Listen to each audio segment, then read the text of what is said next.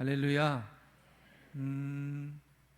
우리가 눈에 보이지 않는 걸 뭐라고 하지요?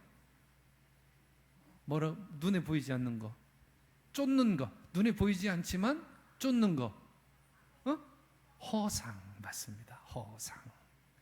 보이진 않지만 허상. 근데 왜 웃어요? 세상의 기준은 그렇습니다. 맹목적으로 무엇인가 보이지 않는 것을 쫓아가는 사람을 속된 말로 바보, 멍충이라고 이야기를 하죠. 그런데 그것이 세상에서 말하는 것처럼 허상을 쫓는 사람이냐 아니면 바보, 멍충인 것이냐. 세상의 기준이 그렇다면 성경의 기준은 뭐라고 이야기를 하느냐? 그것을 믿음이라고 이야기를 합니다. 그래서 우리는 눈에 보이는 것, 또 세상에서 만져지는 것에 아주 익숙하게 경험되어지고 살아갑니다. 눈으로 보아야 되고 손으로 만져서 확신해야 안심하다라고 느끼는 시대를 살고 있습니다. 그런데 성경은 1절에 이렇게 이야기합니다. 믿음은 바라는 것들의 실상이요 보이지 않는 것들의 증거니. 눈에 보이지 않는 것을 신뢰하는 것이 믿음이다. 기준이 다르지요. 세상에서는 허상이라고 이야기하지만 성경은 그것을 믿음이라고 이야기를 합니다. 그래서 저와 여러분이 너무나도 많은 설교의 제목이 되는 본문으로 정해지는 오늘 히브리서 11장 1절의 말씀을 가지고 믿음이 어떤 것인가? 너무 기초적인 질문이죠. 그리고 그 믿음이 어떻게 하나님을 기쁘시게 하는가에 대해서 한번 말씀을 나누어 보고자 합니다. 성경을 기준으로 말씀드리는 거예요. 여러분, 믿음은 단지 추상적인 개념이 아니다. 그럼 뭐냐? 믿음은 따라합시다. 삶을 바꾸고 하나님의 역사에 동참하게 하는 능력.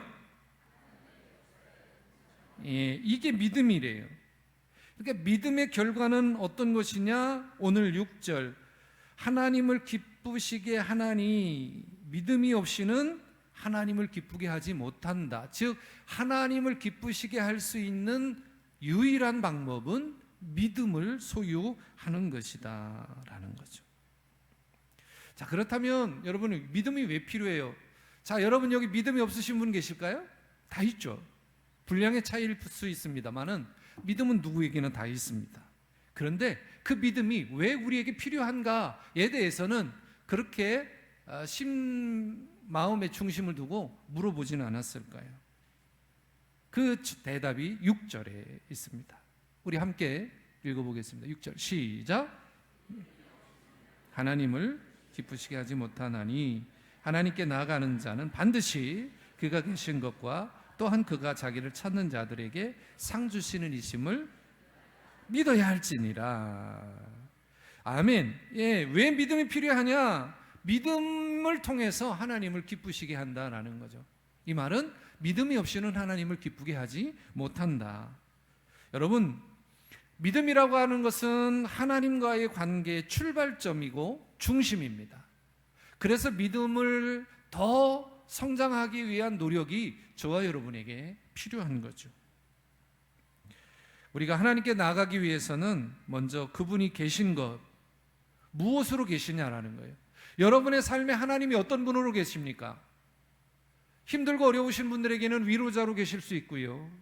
또 누구에겐가는 문제가 아주 절박한 상황 속에 있을 때 그분을 통해서 그 문제의 해결을 받기 위해 나에게 찾아오시는 분으로 그분을 이해할 수 있는 거예요.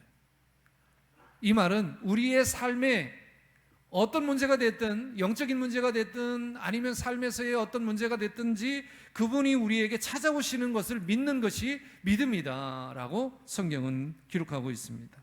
그렇기 때문에 믿음이 없이는 하나님을 기쁘시게 할 수 없다라고 분명하게 이야기하고 있는 거예요. 여러분, 믿음이라고 하는 것은 우리가 신뢰의 태도예요. 하나님을 더 믿습니다. 내가 당신을 나의 주인으로 믿습니다라고 하는 영적인 고백인 거죠. 여러분 모두가 이 종교적 동의가 아니다. 믿음은 종교적 동의가 아니에요. 여러분의 현실에 나타나는 믿음의 고백인 것입니다. 그래서 믿음은 자꾸 성장해야 하는 거예요. 믿음이 있어야 그분이 살아계심을 알 수 있고 그분의 존재와 뜻을 알 수 있는 거예요. 6절에 그런 거예요. 6절. 하나님께 나아가는 자는, 믿음이 있는 자는이라는 거예요. 반드시 그가 계신 것과 또한 그가 자기를 찾는 자들에게 상 주시는 이심을 믿어야 할지니라. 믿음은요, 많은 것들을 우리에게 깨닫게 합니다. 이 세상의 가치가 아닌 하나님의 가치, 하나님의 나라의 세계를 왜 확장해야 하느냐에 대한 이유, 그러니까 하늘의 가치를 추구할 수 있는 그런 믿음을 갖게 하는 거죠. 또 한 가지는 고난 속에서 흔들리지 않는 그러한 확신을 갖게 하는 것이 믿음이죠. 사실 제가 목사에 이어서 목사이기 때문에 여러분들에게 하지 말아야 될 이야기들이 많이 있어요. 사실 우리 목사님은 왜 저래, 저거 나보다도 믿음이 약하네, 이런 생각을 가질 수도 있기 때문에 제 스스로 삭혀버리는, 하나님께 고백하고 마는 경우들이 있습니다. 그게 뭐냐면, 제게 다가오는 고난이 있을 수 있지 않습니까? 인간적인 고난이. 또 누구에겐가는 동일하게 오는 그런 영적인 부담감이 있을 수 있어요. 우리가 살아가면서 느끼는 것 중에 하나가 편안하고 안정된 삶을 살길 원하죠. 그런데 다 그렇습니까? 우리가 어제까지 행복하게 살았지만 오늘의 삶이, 내일의 삶이 어떻게 변할지 몰라요. 이걸 우리는 불확실이라고 하는 단어를 사용하죠. 그러면 내가 어제까지는 아무 일이 없어서 하나님 감사합니다 이렇게 고백하고 살았지만 오늘 급작스럽게 변화되는 나의 어떤 정말 힘들고 어려운 일이 있다면 그 문제를 어떻게, 그 문제 속에서 흔들리지 않을 수 있을까? 이 문제를 어떻게 하나님께 맡기고 나아가야 하는가? 보다는 우리는 사실 인간적인 생각에 앞서는 것이 우리 모습 속에 있다라는 거죠. 제가 목사이지만 저에게도 그런 문제가 있다는 거예요. 그럴 때 어떻게 해결하느냐? 믿음이라고 하는 것은 단순한 선택이 아닙니다. 그 어려움과 고난과 불확실성을 갖고 살아가는 우리들에게 늘 하나님이 나와 동행하신다라는 말이에요. 창세기 22장에 보면 하나님께서 아주 짓궂은 요구를 하시죠. 아브라함에게 백세를 낳은 아들을 달라고 합니다. 아브라함이 뭐라고 하죠? 어쩔 수 없이 줘야 되죠. 3일 길을 가야 되는 거리를 갑니다. 근데 어느 신학자가 그 아브라함이 걸어가면서 한 이야기를, 3일 동안 가면서 한 이야기를 이렇게 표현합니다. 딱 한마디 했답니다. 이게 뭔지 아십니까, 여러분? 하나님, 왜 그러세요? 도대체 왜 그러세요? 나에게 주실 때는 언제고 이 아이를 가져가시는 이유가 뭡니까? 그 많은 함이 되어져 있는 그 단어의 의미가 탄식 소리. 3일 동안 이 말만 했다는 거예요. 물론 신학적 해석입니다. 그만큼 그 고통과 고뇌가 그 아들을 드려야만 하는 그러한 앞으로 어떤 일이 일어날지 모르는 그런 불확실성에 대한 그 답을 아브라함은 그렇게 표현했다라는 거죠. 그런데 아브라함이 이삭을 이제 치려고 할 때 하나님께서 아브라함을 말해서 아브라함아, 내가 너를 이제 알았어. 내 믿음을 알았다 하시면서 주변을 보라고 할 때 수풀에 걸려있는 양을 준비하십니다. 그거를 우리는 뭐라고 하죠? 여호와 이레라고 합니다. 이레, 준비하셨다. 그런데 여러분, 히브리어로 이 준비하셨다라고 하는 이 이레라고 하는 단어의 동사는 지켜 보신다라는 거예요. 그러니까 여호와께서 준비하셨다라고 하는 단어의 의미도 있지만 늘 우리 하나님은 어떠한 상황 속에서도 우리를 지켜 보호하고 계신다라는 거예요. 이 말을 믿음이라고 하는 우리의 신앙의 고백으로 살짝 바꿔보면 힘들고 어렵고 불확실성으로 살아가는 이 시대 속에서 우리를 지키시고 보호하시고 우리가 하나님께 나아가야 될 그 방법의 길을 제시하시는 분이 하나님이시다. 우리가 성경에 보면 우리를 불꽃 같은 눈으로 지켜보신다라고 할 때 사용하는 단어가 바로 그 단어예요 라는 거죠. 믿음은 선택이 아니라 하나님과 동행하기 위한 필수적인 것이다. 이 말은 여러분이 진정으로 하나님이 나의 하나님, 창조주 하나님, 나의 모든 것을 회복시켜 주실 그분으로 인정하고 믿고 있다면 여러분의 삶에 그분이 늘 동행하고 계시고 불꽃 같은 눈동자로 지켜보신다 라고 하는 변함없는 사실이 여러분의 고백으로 있어진다는 거죠. 그래서 여러분, 왜 우리에게 믿음이 필요하냐? 이 질문은 바로 하나님과 동행하기 위해 그 동행을 통해서 우리에게 주시는 하나님의 은혜를 경험하고 어려운 그런 시기 속에서 우리가 살아갈 수 있고 고백할 수 있도록 우리의 믿음의 성장을 위해서 믿음이 필요하다. 여러분, 힘들고 어렵죠? 여기에 보면 제가 우리 교인들이 그리 많지 않기 때문에 사업하시는 분들 또 일상에서의 모든 분들 저한테 이렇게 통화하면서 많은 이야기들을 합니다. 근데 제가 해드릴 수 있는 게 없어요. 제가 여러분들에게 무엇인가를 도움을 주고 싶은데 해줄 수 있는 게 없어요. 그럴 때 제가 유일하게 할 수 있는 것이 하나님께 도움을 구하시기를 바랍니다. 누구에겐가는 이 말이 너무나도 흔한 말이어서 그저 목사이니까 할 수 있다라고 이야기할지 모르겠지만 여러분, 우리가 그 말을 할 수 있는 그 방법 외에 뭐가 있겠습니까? 그렇잖아요. 저는 여러분 모두가 힘들고 어려운 일을 경험하실 때 하나님의 위로와 그분의 선택을 통해서 여러분이 회복되는 그 놀라운 은혜가 여러분의 있기를 주님의 이름으로 축원합니다. 그것이 건강이든 그것이 재물이든 관계이든. 그래서 우리들에게 믿음이 필요한 거고요. 두 번째 이유이기도 해요. 믿음은 하나님이 창조주이심을 인정하는 것이다. 3절의 말씀 같이 한번 읽어보겠습니다. 시작. 믿음으로 모든 세계가 하나님의 말씀으로 지어진 줄을 우리가 아나니 보이는 것은 나타난 것으로 말미암아 된 것이 아니니라. 여러분, 보이는 것은 나타난 것으로 말미암아 된 것이 아니니라. 이 말은 뭐냐요? 하나님의 말씀으로 창조된 것에 대한 우리의 이 말씀을 이해하는 이해를 강조하는 거죠. 히브리서 11장 3절은 우리들에게 아주 세 가지의 중요한 질문을 던져줍니다. 내용을 열어요. 첫째는 하나님의 전능하심을 말씀해요. 창세기 1장 3절에 보면 이렇게 기록합니다. 1장 3절 시작. 하나님이 이르시되 빛이 있으라 하시니 빛이 있었고. 하나님의 창조 역사 아닙니까? 하나님은 말씀으로 지으셨어요. 하나님 말씀으로 이 땅을 창조하셨어요. 빛이 있으라 하시니 빛이 있었다. 아무것도 없는 혼돈과 공허 속에서 하나님은 질서를 세우셨고 생명을 주셨어요.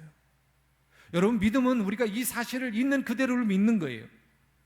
내 삶의 혼란과 불확실 속에서도 하나님의 질서를 세울 수 있다고 하는 사실을, 이것이 저와 여러분의 믿음의 고백이 되어야 합니다. 그런데 그게 쉽지만은 않죠. 일이 꼬여서 방향이 안 보일 때 분명히 무엇인가가 될 것 같은데 잘 안 돼요. 자꾸 꼬여요. 그럴 때 정말 하나님이 계신가? 라고 생각도 해보죠. 내 감정이, 내 생각이 혼란스러울 때, 이럴 땐 더더욱 그렇습니다. 정말 하나님은 계신가? 하나님은 우리를 말씀으로 세웠다고 하는데 정말 그분이 하나님이 계신가? 이렇게 생각할 때도 있는 거예요. 근데 여러분, 정말 믿음은 어떠한 상황에서도 하나님의 말씀으로 내 삶을 다시 세울 수 있다라고 하는 변하지 않는 이 고백이 바로 저와 여러분에게 필요한 겁니다. 하나님은 창조주이십니다. 우리의 삶을 운행하시는 분입니다. 그래서 그분이 우리의 삶에 필요한 거예요. 두 번째 우리가 믿어야 될 것은 하나님이 주권자임을 믿어야 하는 겁니다. 나의 시간, 건강, 재물, 재능, 이것은 내가 무엇인가를 해서 얻은 것이 아니라 하나님이 주셨기 때문에 내가 살아가는 거예요. 선물이라고 하죠. 이것을 인정하는 것이 믿음이에요. 그리고 세 번째, 믿음이라고 하는 것은 현재의 고난보다 더 큰 하나님의 계획을 신뢰하는 거죠. 여러분이 보는 세상은 어떻습니까? 다 자연스럽습니까? 불완전하지 않습니까? 대부분 다 불완전한 눈으로 봅니다. 경제적인 것도, 안보적인 것도, 모든 관계에서도 다 불완전한 그러한 삶을 살아가죠. 그런데 믿음은 우리들에게 더 나은 미래를 계획하고 계시고 더 지금의 부족함보다 더 많은 것으로 채우실 것이다 라고 하는 그러한 미래를 설계하시는 하나님을 인정하고 신뢰하는 것, 이것이 믿음입니다. 앞서 말씀드렸던 것처럼 아브라함은 100세의 아이를 낳죠. 그 아이를 낳을 때의 상황은 여러분이 굳이 설명하지 않아도 사라가 아이를 잉태할 수 없는 그런 상황입니다마는 하나님은 그를 통해서 아이를 갖게 하죠. 그 아이를 달라 할 때 하나님께서는 아브라함은 아무 반항하지 않았어요. 왜요? 그분이 어떤 분인지를 너무 잘 알고 있었기 때문에 그렇습니다. 하지만 하나님은 그의 믿음을 확인하시고 이삭의 생명을 취하는 것보다 준비하신 그 제물을 받으시고 또 더 나은 그런 불확실한 세대가 아니라 더 나은 하나님이 계획하신 나라를 그에게 말씀하셔서 그의 후손들이 약속의 땅 가나안 땅에 들어갈 수 있도록 도우신 것을 볼 수 있습니다.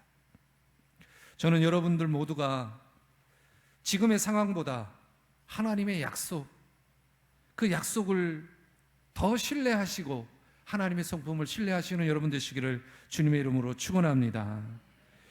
6절에 그렇다면 믿음을 구하는 우리들에게 성경은 무엇이라 말씀하느냐? 6절에 이렇게 강조하고 선언합니다.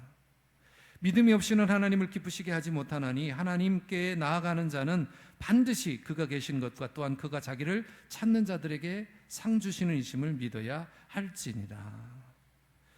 하나님이 살아계시다는 것을 확신을 갖는 거예요. 믿음은 하나님이 계시다라고 하는 것을 머리로만 하는 것이 아니라 삶에서 실제처럼 받아들이는 태도를 의미합니다. 여러분, 하나님이 오늘도 여러분과 함께 하십니까? 여러분을 보고 계십니까? 여러분에게 말씀을 하고 계십니까? 그걸 믿는 게 진짜 믿음인 거예요. 그것을 인정하는 것이 진짜 믿음인 거예요. 그리고 하나님은 찾는 자에게 상 주심을 믿는 것, 여기에서 우리가 상하면 보통은 물질만을 이야기를 하죠. 아니요, 여기에서 복은 뭐냐면 하나님의 임재 자체를 상이라고 이야기를 합니다. 여러분에게 잠시의 물질도 우리에게 큰 기쁨을 주는데 늘 우리와 함께 계시는 하나님의 임재가 우리에게 있다면 그보다 더 큰 축복이 어디에 있겠습니까? 시편 73편 25절 우리 함께 말씀을 봉독하면서 말씀의 은혜를 한번 나누어 보고자 합니다. 시편 73편 25절 시작. 하늘에서는 주 외에 누가 내게 있으리요 땅에서는 주밖에 내가 사모할 이 없나이다. 하늘에서도 땅에서도 내가 사모할 일은 오직 하나님. 하나님이 나와 함께 하시는 것, 우리가 기도를 해도 내게 보이지 않는 그 하나님이 응답이 없는 것처럼 보여도 하나님은 이미 응답해 주시고 계시고 우리의 믿음을 통해서 우리에게 큰 은혜를 주신다. 여러분, 하나님이 복 주시는 분이심을 믿으십니까? 그러면 그분에게 더 가기를 원하시길 바라요. 지금보다 더 큰 것을 주시길 원하고, 내가 더 큰 것을 바라는 것은 다른 것이 아니라 하나님이 나와 함께 하시고 하나님의 임재가 늘 나와 그분의 임재가 있기를 기도하고 준비하고 갈망하는 그러한 것이 저와 여러분의 믿음의 태도에서 있어야 한다라는 겁니다. 마지막 믿음은 인격적인 관계에서 나오는 거예요. 하나님의 관계. 예레미야 29장 13절은 이렇게 기록하고 있습니다. 시작. 너희가 온 마음으로 나를 구하면 나를 찾을 것이요 나를 만나리라. 여러분, 하나님을 찾을 때가 언제입니까? 정말 하나님께 무릎 꿇고 기도할 때가 언제입니까? 여러분이 전심으로 하나님을 찾고 구할 때가 언제입니까? 정말 죽을 것 같을 때. 그때 왜 하나님 찾으십니까? 그런데 우리 하나님은 욕심장의 하나님이세요. 제가 표현이 부적절하다면 용서해 주시길 바라고, 하나님은 늘 우리와 함께 하시고 계시고 싶으신 분이에요. 그래서 우리의 작은 고백, 작은 눈물의 기도, 또 이게 정말 기도의 제목인가? 라고 할 정도의 정말 그러한 이야기까지도 토시 하나 빼지 않으시고 들으시는 분이 우리 하나님이시죠. 그리고 가장 기뻐하는 건 뭐예요? 우리의 순종입니다. 저는 여러분 모두가 믿음이 날마다 성장하기를 바라는 그런 사람이에요. 저 역시도 믿음의 성장이 있어야 합니다. 그래서 하늘에서나 땅에서나 우리가 사모하고 순종해야 할 분은 오직 하나님 한 분이시라는 것. 여러분 마음속에 오늘 주시는 이 히브리서 11장 1절에서 6절의 말씀, 특별히 믿음이라고 하는 나의 누구에겐가는 되게 걸림돌이 되는, 나에게 있어서 이 믿음이라고 하는 이 주제가 과연 가당키나 한가라고 생각할 수 있는 사람도 분명히 있을 거지만, 그러나 우리 하나님은 그 믿음의 분량, 연수의 믿음의 분량이 아니라 지금 가지고 있는 믿음의 분량이 더 중요하다라고 말씀하고 있는 거예요. 여러분, 하나님은 우리가 필요한 것을 내어주는 컴퓨터가 아니에요. 그분과 만남을 통해서 인격적으로 다가오시고 우리에게 필요한 것을 채워주시는 분이 하나님이십니다. 저는 여러분 모두가 늘 여러분과 상 주시길 원하고, 그 상이 진정으로 하나님의 임재를 경험하는 상이라면 그 하나님의 임재가 늘 날마다 삶에 있어서 여러분이 날마다 기쁘고 행복한 삶을 살아가는, 그래서 여러분의 모든 삶이 복된 그러한 삶이 되기를 주님의 이름으로 축원합니다. 그래서 결론이에요. 우리의 믿음이 하나님을 기쁘시게 해야만 하는가? 왜 우리 믿음이 하나님을 기쁘시게 해야 하는가? 이게 답이죠. 하나님은 우리의 믿음을 기쁘게 받으시고 거기에 상응하는 상을 반드시 주시는 분이시기 때문에 그렇습니다. 사랑하는 여러분, 주님을 믿으십니까? 아니, 이건 좀 그래요. 주님을 사랑하십니까? 주님이 여러분과 함께 하십니까? 그분이 여러분의 인생의 모든 것을 책임져 주시는 분이십니까? 근데 자꾸 들어가요. 왜? 더 커져야지. 지금의 믿음이 남들보다 작을 수 있어요. 그러나 그거는 중요한 게 아니에요. 지금 내가 얼마큼 하나님을 사랑하느냐, 하나님의 내 중심에 있느냐가 중요해요. 믿음의 성장이 30년, 40년 그렇게 신앙생활 했다고 해서 지금까지 건강하게 오는 사람도 있지만 그렇지 못한 사람도 있다고요. 근데 여러분, 그게 기회라는 거 여러분 꼭 아시길 바라요. 다시 믿음의 성장이 있을 수 있는, 더 커질 수 있는 기회가 바로 우리에게 주어졌다.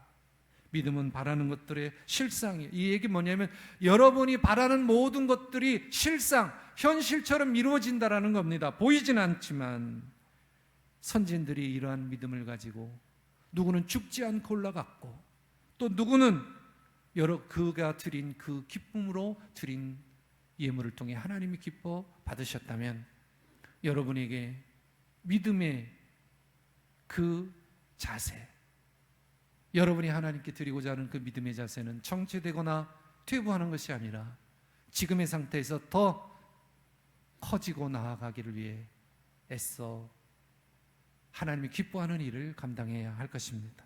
사랑하는 여러분, 이 한 주간도 힘들고 어려운 일이 있으면 주님이 주시는 위로의 상을 받으시고, 아프고 어려운 일이 있다면 치유하시는 주님의 상을 받으시길 바라고, 더 나아가서 여러분에게 주님이 주시는 임재의 상을 받아 누리시는 여러분 되시기를 주님의 이름으로 축원합니다. 기도하겠습니다. 하나님,